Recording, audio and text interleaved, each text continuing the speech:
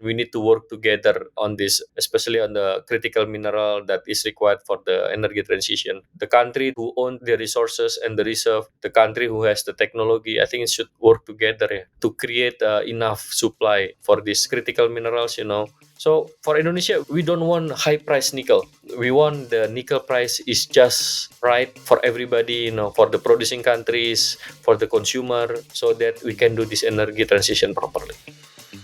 Welcome to Smarter Markets, a weekly podcast featuring the icons and entrepreneurs of technology, commodities, and finance, ranting on the inadequacies of our systems and riffing on ideas for how to solve them.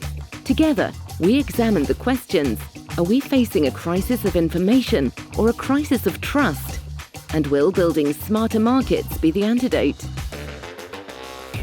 This episode is brought to you in part by Abax Exchange, bringing you better benchmarks, better technology, and better tools for risk management.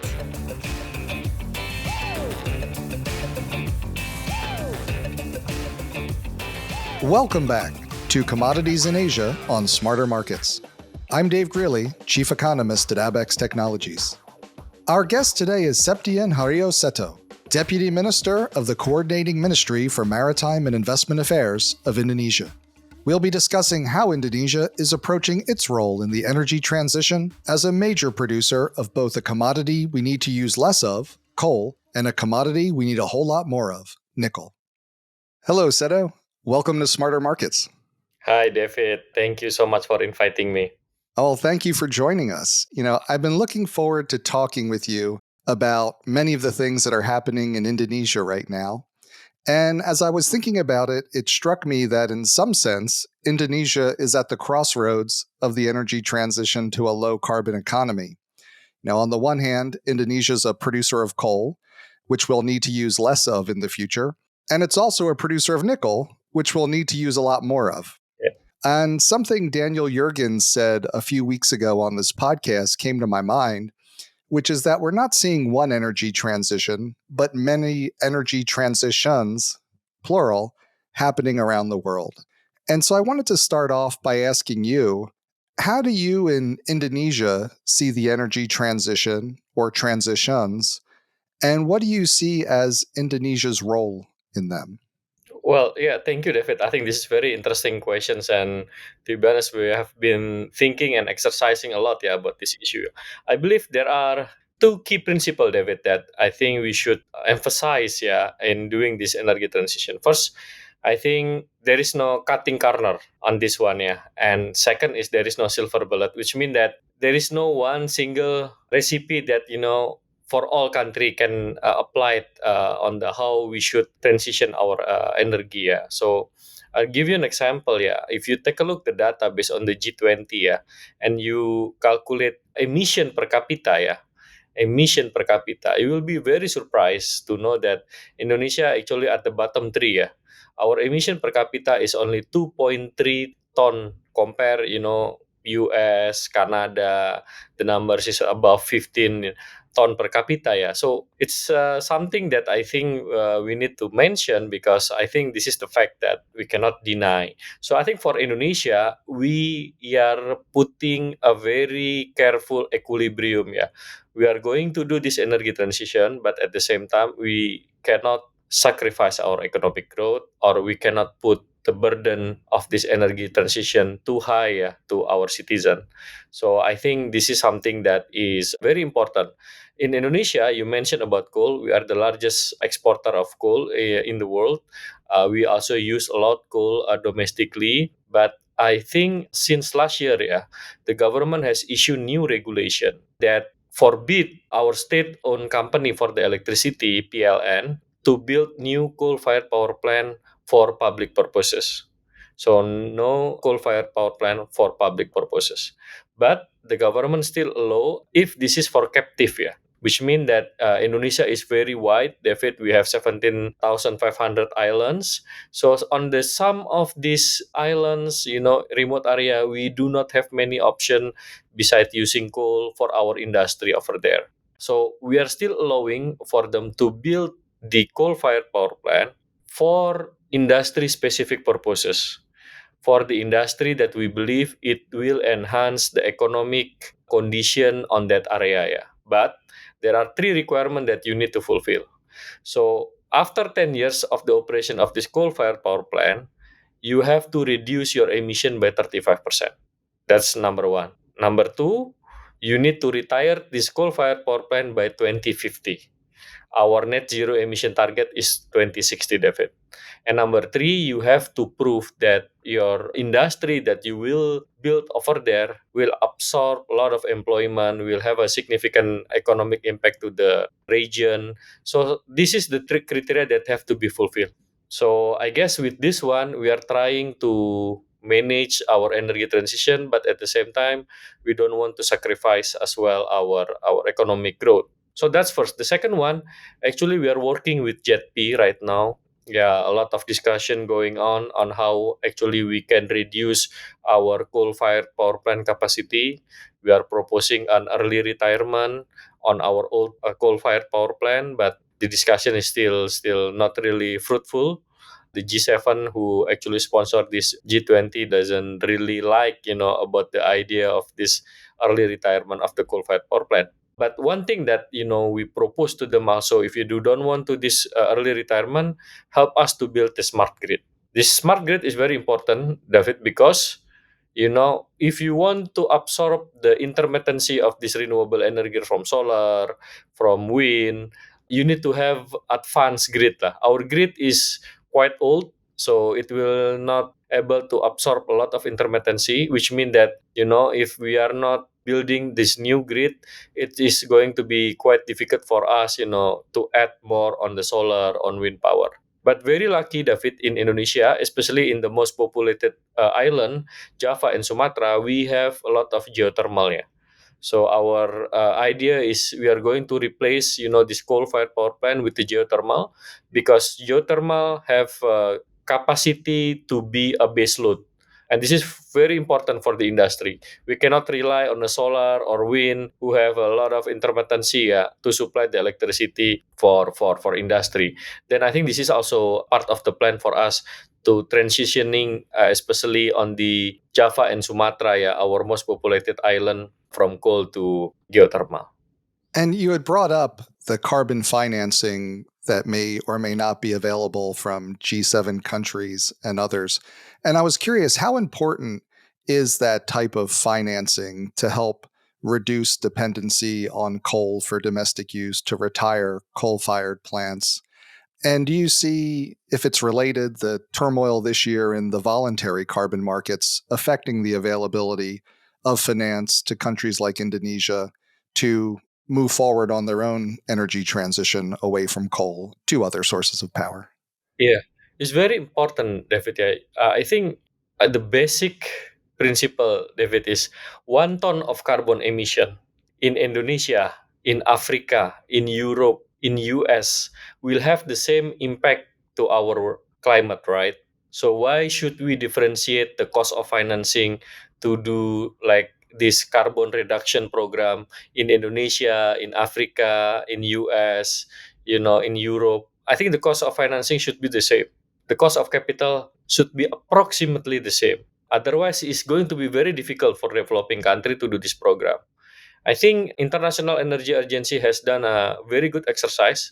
Actually, if you want to successful on this early retirement of the coal-fired power plant, you need to reduce the WACC, by 6%. Is quite big number, David. So I don't think only developing country alone can do this one. Yeah. So I think the help of developed country is very important in our view. Yeah.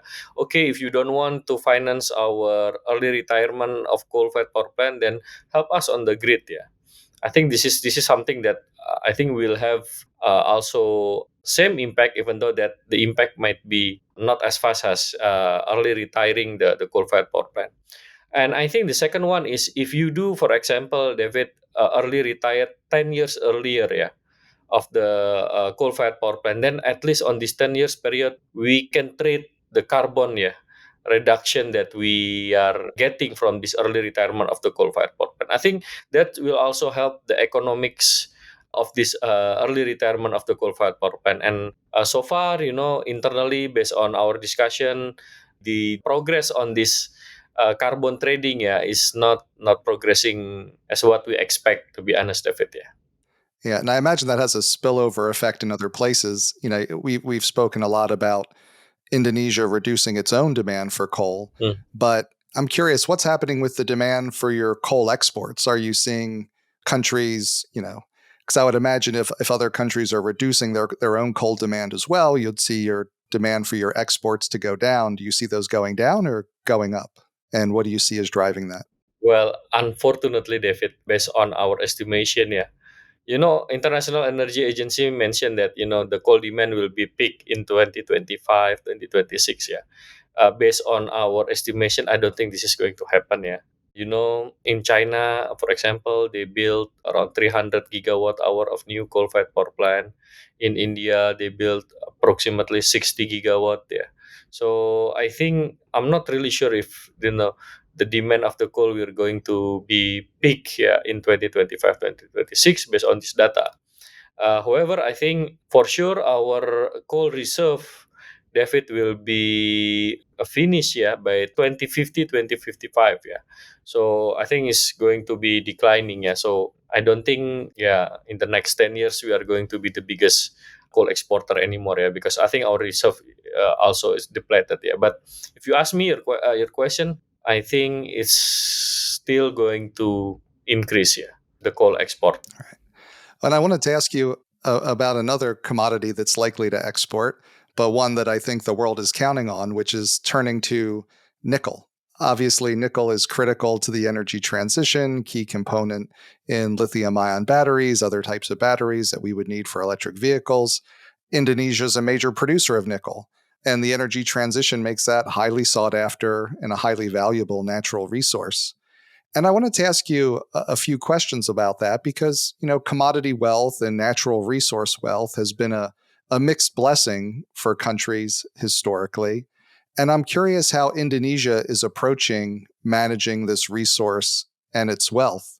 Maybe to start off for our listeners, can you put the size of Indonesia's nickel reserves in context? I mean, how large are they and how much is there to be mined? Well, thank you very much, David. Yeah, I think first of all, I guess, in the common economic textbook, yeah, we know that there is a terms of research course, yeah, Dutch disease, which means that the country that have very huge natural resources usually is not well developed economy, something like that. Yeah, so that's, I think this is mainly because I think previously, we call it, this is a chicken economy, David, the chicken economic mindset. Yeah, why? Do you know how chicken is getting their food? Basically, they just dig and eat, right? Directly, from what they dig, right? So I think basically it's quite the same with Indonesia. Many years ago, yeah, before we start this downstream program, yeah, by our President Joko Widodo, yeah, we just dig our coal, our nickel, we just export it to the other countries. So we are not getting the value added, yeah, as much as we can, yeah. So I think this is first thing that during our President Joko Widodo, we changed the mindset. So we are not allowing to export the nickel ore, which is the raw material, because I think it's not economics, David. You can imagine in the 1 ton of the nickel ore, the nickel content is actually only 1.7, 1.8%. So 98.2, 98.3%, you are transporting dirt and water. And then it costs us like $14 per ton, to transport the nickel ore from Indonesia to China, who bought like maybe 96, 97% of our nickel before we ban the nickel ore. So it's not economical. So when we do this export ban, we are carefully analyzing the economics. Is it going to be more profitable to build the processing in Indonesia? Or is it going to be more profitable building the processing in the buyer's country of this nickel ore? Yeah? And then I think our analysis show that I think it's profitable to build in Indonesia. So I think this is why our downstream program on the nickel is very successful. Yes, at the first time, it's mostly a Chinese investor because they have the technology. But right now, you can see, David, Ford Motor Company is investing in Indonesia. LG Energy Solution is coming to Indonesia, and then some other investor from Taiwan, from India, BASF, Eramet, is coming to Indonesia. So I think it shows that we are opening our nickel to anybody, and then they are investing based on the economic sense. Because if it doesn't make sense, it doesn't feasible based on the financial, yeah, the investor will not come, and we lose our export revenue from this nickel ore. So I think this is very important understanding, yeah. And then, yeah, we are very upset, of course, when EU bring us to the WTO about this export ban. But we said to our counterpart in the EU, do you know that your intention is to diversify the supply chain, yeah, out of concentration in a certain countries, yeah. But I've said to them, if we are about to open this export of the nickel ore again, I'm pretty sure, yeah, 100% will go to China, and then you will need to get the nickel coming from China, and then I think that's the situation. So I think this is also need to be understand by the developed country, especially the EU. Yeah, actually, this program is benefiting all of us. Indonesia, we can get increased value added, but in EU, in China, in South Korea, they can buy nickel product that is more efficient, with a higher nickel content that can be transported from Indonesia. So I think this is something that should be win-win for everybody. Yeah. And has that been the real sticking point as you engage with other countries and companies in your nickel industry, that you want to do the refining of the ore in Indonesia and they are objecting to that? No, I think they are very happy to come to Indonesia. Up until now, David, I think since 2016, yeah, more than our estimation, yeah, more than 25 billion has been invested in Indonesia on this nickel refining, smelting, the iron and steel. Yeah, so it show that the investor is getting their return or even maybe higher than their expectation. Yeah, otherwise the numbers of the investment will not as big as what I mentioned to you, because obviously they don't want to come to Indonesia if they are not making money, right? If it is, is very simple, yeah. So I think the company is very happy, to be honest, because they can get the access of the nickel directly. The European BASF, Eramet, they can come Indonesia, build the smelting and refining facility in Indonesia. So yeah, I think it should be win-win for everybody. And then we are happy, to provide our nickel to the world. We are not putting any trade restriction beyond the nickel ore, beyond the nickel, which means that the first derivative of this processing, which is nickel pig iron or mixed hydrate precipitate, is free to be exported to any country. We are not putting any trade restriction beyond the nickel ore. And I was curious, when you look at developing nickel and other natural resources, talked a little bit about, the mixed historical record of how that's helped or not helped countries. Are there countries you look to as examples or role models for like countries that have developed their natural resources well, or potentially countries that have developed them poorly, who you're learning lessons from? Well, yeah, we can take a look. I think for nickel, we are we are the first country who are doing this one, David. Yeah, I think New Caledonia have been trying many years ago, and it's not really successful. Yeah, but I guess the key in Indonesia is because I think the calculation, yeah, and how actually we approach the investor at the beginning is quite correct. Yeah, so when we do this ban, yeah, on the export of the nickel ore, David, is actually we are giving them a transition time, yeah. So for example, if we announce today we are going to do the export ban, we are giving them 5 years to actually start implementing that one. So all the nickel mine company can prepare, yeah, to construct the smelter and everything, yeah. So I think that is also very important. But to be honest, this is something that we are trying to adjust, yeah, our policy, based just our estimation and calculation, yeah. So I think this is quite unique, yeah, when We visited many countries in Africa. They are really eager to learn based on our experience how Indonesia can be successful in creating this downstream project. Yeah. And I'm curious, how are you looking at using the wealth developed through the world's increased demand for nickel to develop the rest of the Indonesian economy? Well, I think it has a huge impact. Yeah. I can give you a number. Yeah, in 2018, yeah, our export of the nickel and its derivative product, yeah, is only like 4 billion US dollar, David. And last year, our export is about 34 billion US dollar. So it's a 8 times increase, yeah, and that has a huge impact to our macroeconomic stability because it's generate more dollar revenue to our country, and then it also help us to improve our trade balance, our current account, yeah, and that has an impact to the stability to our currency against US dollar. So it's a huge impact on the macroeconomic stability. But if you take a look further, yeah, to the regional economic impact is huge. We developed this nickel downstream industry using the industrial estate project, which means that in this one industrial estate, we are putting the smelter, we are putting the downstream company to process further the nickel and everything into one single area, which has their own power plant and everything. So they manage by themselves. The government just give the permit, yeah. So and they employ a lot of people, yeah, on that area, yeah.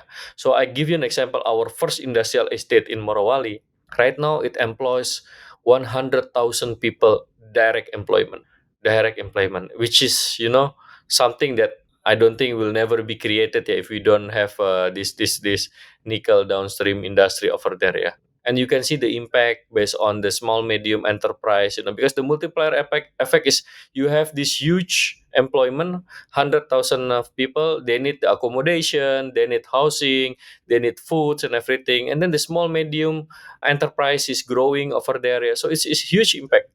And I know you were, I believe, also at the LME week in London. Yeah. I was curious, what did you want to communicate to the metals industry there about Indonesia's role in the nickel market? Well, I was attending a mineral security partnership, yeah, by the US and UK government, and then discussing with the other MSP members such as Japan, South Korea, France, Germany, Canada, yeah, and as well as other non MSP member that is invited on the discussion as well, such as some South Africa, some African countries like Zambia, Kazakhstan, yeah. So I guess a very important message is that we Indonesia, as the largest nickel reserve in the world, I think we have the responsibility to supply enough nickel, yeah, to meet the demand on the electric vehicle, on the stainless steel. Right now, David, our nickel supplying 55% of the global demand. Yeah. 55% of the global Wow, demand. So, 55. yeah, I think in the next 2 years, 3 years, David, I think the numbers could be increased to more than 65% of the total demand, yeah. So I think that's first, yeah. And then I think we do like to diversify the supply chain, but unfortunately I mentioned to them that the western country, to be honest, if you compare the technology, because in Indonesia, we have seen the Chinese technology, we have seen the European technology, we are seeing the Japanese technology, the South Korean technology, and I've said to them, in terms of the effectiveness and the efficiency, the Western technology is about 10 years behind from the Chinese. Yeah. So I think if you want to develop diversifying supply chain, then you need to really work hard to develop your technology. And the best chance to do that, in my view, is working with the South Korean, working with the Japanese. Yeah, I think that's important. But you cannot just exclude the Chinese. I don't think that is feasible. You still need to work together, but we need to manage, how we can create more diversify, more balance of the supply of the nickel that we process. Yeah, because I think this is the key bottleneck. Yeah. I'd love to dig into that a little bit with you, the technology piece. When you say that the Chinese technology is, probably 10 years ahead of what you're seeing in the West, is there a specific part of the supply chain? Is that Yeah. in Yeah. the mining part itself, the smelting, the refining? Yeah, I think the very specific, if you talk about the battery, for the battery materials, yeah, the smelting and the refining, which is, in Indonesia, we have this HPAL, yeah, high pressure acid leaching, yeah. I think this is only the Chinese right now that really providing the technology, yeah. I mean, yes, there is some European company, but if you compare the cost, is really the difference is really big, yeah, which may affect the economics of the project, yeah. So I think this is something that is very important. If I say to the US, if you want to be realistic, then yeah, we have to work with the Chinese, and we need to sort out what kind of arrangement that can be acceptable for everybody. Yeah. So that's first. The second one is, David, after you smelting and refining this nickel, then you need to process it into a precursor. Yeah.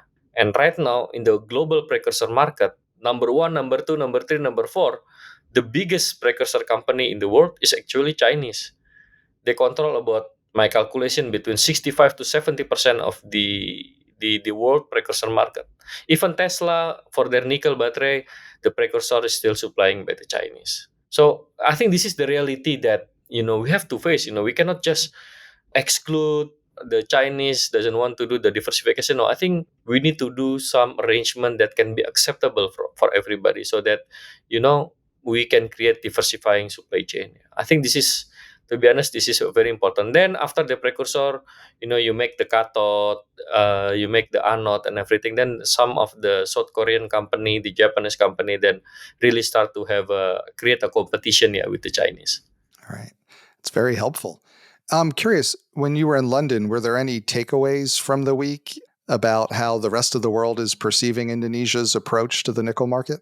Well, I think this is something that there is a lot of misunderstanding, yeah, about the Indonesian nickel. Yeah, first of all, many NGO, international NGO, writing about Indonesia is creating a deep sea tailing project. Yeah, which means that we are dumping our tailing to the deep sea, for this HPAL nickel project. I said, no, this is not the case in Indonesia. No, we are not giving any single permit, yeah, for a deep sea tailing project in Indonesia for this nickel processing company, not single one. So I think that's first, yeah.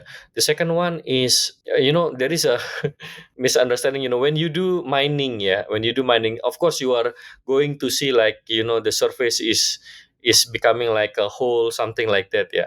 That's is going what you are going to see if you are in a mining active area. But in Indonesia, we have the regulation that after you complete your mining activity, you need to do the reclamation, which means that you need to restore the area that you are opening before, you are restore it into the original one. Yeah. So during the meeting, there is this minister from UK, Minister Nusrat Ghani, Minister of Industry and Economic Security. I mentioned to her that you are seeing by yourself, because she is visiting one of the nickel mine that we have, Vale Indonesia, and I believe she has seen how this reclamation going on and everything, and what is the result. I think that's very important. Number three, we are saying yes, we have some deficiency, we have some problem here and there, but we are fixing this one.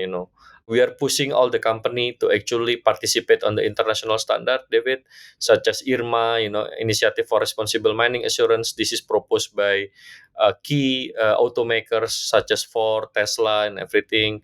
We are doing this ICMM certification.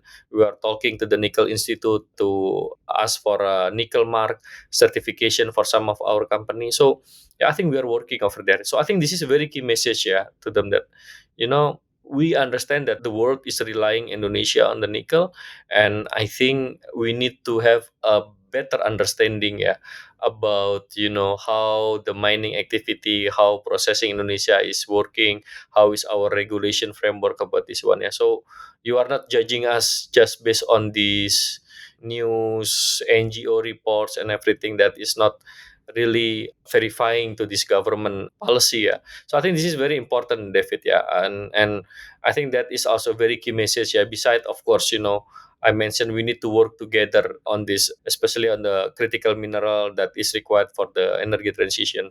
The country that who own the resources and the reserve, the country who has the technology, I think it should work together, yeah, to create enough supply for this critical mineral. Otherwise, David, what you have seen now, because of the expensive price of some of these critical minerals, the battery price is increasing last year, it is making more expensive, for the EV. And then we have seen in some of the region, the growth of the EV penetration is actually becoming slowing down. So for Indonesia, we don't want high price nickel. We want the nickel price is just right for everybody, for the producing countries, for the consumer, so that we can do this energy transition properly. Well, and thank you so much for sharing so much of your message and what you're doing in Indonesia in regards to both coal and nickel and meeting the needs of the energy transition. Before I let you go, I was hoping maybe if we could look forward 10, 20 years, kind of away from all the pressing matters of today. And maybe you could share your vision for, Indonesia and its mining industry. And what does that look like? What is your vision for it over the next 10, 20 years? Well, obviously, we want to improve our wealth, for the people, the prosperity of the people. And then, of course, we have to create a value added, of our mining resources, our mineral that we have, But I guess two things, we need to do it in a proper way, which means then, if we want to make a policy, we have to make sure that actually the policy can be implemented effectively. The policy can invite the investor to come. I think that is very important, so that it creates a win-win situation both for the country, for the people, and for the investor. And that's a very basic principle. The second one is, for this type of this, environmental ESG, we understand, and I think this is for our interest, David. If we are not doing this properly, David, then it will hurt our next generation. It's not the children in EU, it's not the children in US that will be hurt by if we don't take care of this our environment. It will be my children, my grandchildren in Indonesia that will be affected.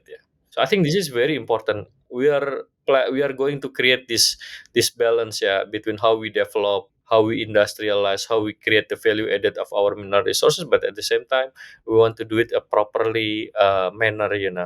Of course, we are not perfect. We have a lot of problem, David, but the government is committed to fix this issue, make sure that, we are creating a sustainable development, for this mining industry, because we know this is non-renewable resources, David, which means that once we take out, we cannot replace it. So maybe with recycling we can replace some, but actually it's not going to be the same. So I think we have to optimize, the value added that we can create. Thanks again to Septian Haryo-Seto, Deputy Minister of the Coordinating Ministry for Maritime and Investment Affairs of Indonesia. We hope you enjoyed the episode. Join us next week as we continue our series, Commodities in Asia, with our guest, Sunil Kashyap, Director at FinMet. We hope you'll join us. This episode was brought to you in part by Abax Exchange. Market participants need the confidence and ability to secure funding for resource development, production, processing, refining, and transportation of commodities across the globe, with markets for LNG, battery metals, and emissions offsets at the core of the transition to sustainability. Abax Exchange is building solutions to manage risk in these rapidly changing global markets, facilitating futures and options contracts designed to offer market participants clear price signals and hedging capabilities in those markets essential to our sustainable energy transition. Abax Exchange, bringing you better benchmarks, better technology, and better tools for risk management. That concludes this week's episode of Smarter Markets by Abax. For episode transcripts and additional episode information, including research, editorial, and video content, please visit smartermarkets.media. Please help more people discover the podcast by leaving a review on Apple Podcast, Spotify, YouTube, or your favorite podcast platform. Smarter Markets is presented for informational and entertainment purposes only. The information presented on Smarter Markets should not be construed as investment advice. Always consult a licensed investment professional before making investment decisions. The views and opinions expressed on Smarter Markets are those of the participants and do not necessarily reflect those of the show's hosts or producer. Smarter Markets, its hosts, guests, employees, and producer, Abax Technologies, shall not be held liable for losses resulting from investment decisions based on informational viewpoints presented on Smarter Markets. Thank you for listening, and please join us again next week.